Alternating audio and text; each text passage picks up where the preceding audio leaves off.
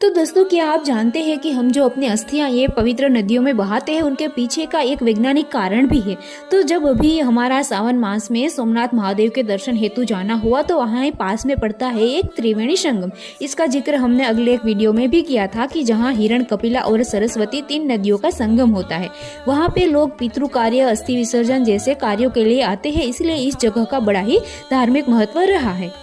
तो जब हम वहाँ पे गए तो वहाँ पे अस्थि विसर्जन का कार्य हो रहा था। ये देख के पता नहीं क्यों ऐसे ही मन में आया कि क्या इनके पीछे सिर्फ एक धार्मिक मान्यता ही है या फिर और कोई कहानी है कि हम इसलिए अस्थियां नदियों में बहाते हैं। अब धार्मिक मान्यता है तो हमें पता है कि इससे आत्मा को शांति मिलती है, उनको मोक्ष मिलता है, उनके सारे पाप धुल जाते हैं।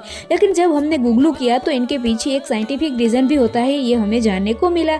अब जैसे कि हमारी अस्थियां होती है उसमें हड्डियां और राख होती है, तो उसमें कैल्शियम, फास्फोरस जैसे मिनरल्स होते हैं। ये तो हम सब जानते हैं, बचपन से पढ़ते आ रहे हैं कि हमारी हड्डियां होती है वो कैल्शियम, पोटेशियम वगैरह मिनरल्स से बनी हुई होती है। तो जब हम अपनी अस्थियां नदियों में बहाते हैं तो इससे जो मिनरल्स ये सारे होते हैं वो पानी में घुल जाते हैं। इससे जो जलीय जीव होते हैं उनको ये सारे मिनरल्स मिलते हैं।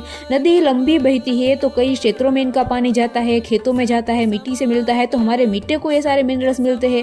या फिर ये पानी घूम फिर के हमारे घरों तक आता है। हम अगर ये पीने के यूज में लेते हैं तो ये सारे मिनरल्स हमें भी मिलते हैं। इसीलिए पहले के वक्त में ये लंबी लंबी गंगा, यमुना जैसी पवित्र नदियों में अस्थियां विसर्जन किया जाता था ताकि ये मिनरल्स हर जगह पर पहुंचे।